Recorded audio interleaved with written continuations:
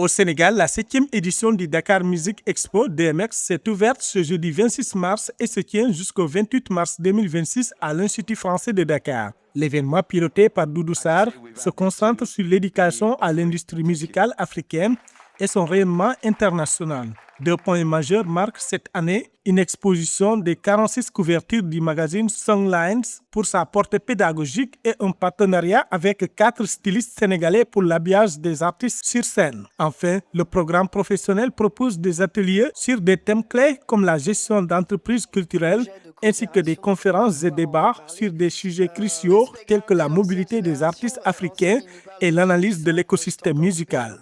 Nous voici à la 7e édition du Dakar Music Expo DMX avec deux nouveautés. On a intégré une expo pour montrer un petit peu comment la musique africaine hors frontières, hors Afrique, en Europe spécialement, a été couverte plutôt par un magazine anglais. Donc il y a une exposition de couverture du magazine Songlines que vous pouvez découvrir ici dans l'enceinte de l'Institut français.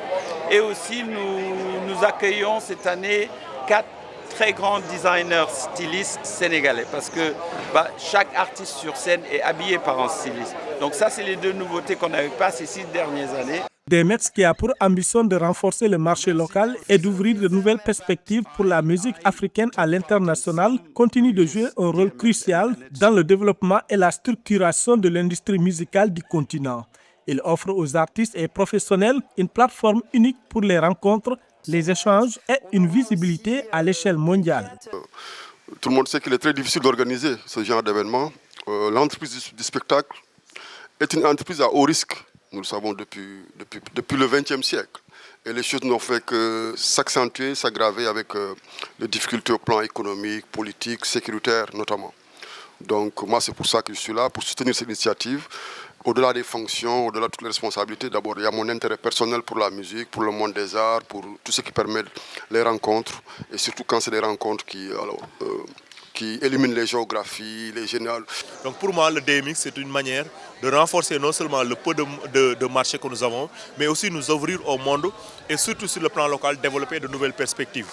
Donc aujourd'hui, je remercie encore le DMX, je remercie Doudou Sarr, je remercie tous les gens qui travaillent autour de lui et les acteurs aussi sénégalais qui répondent tout le temps présents. En plus des concerts, l'édition 2026 prévoit des ateliers essentiels axés sur l'industrie musicale, notamment sur la création et la gestion d'une entreprise culturelle. Des conférences et débats sont également prévus abordant des thèmes cruciaux de la mobilité des artistes africains face aux restrictions européennes et la complexité des déplacements en Afrique, ainsi qu'un regard croisé sur l'écosystème de la musique africaine.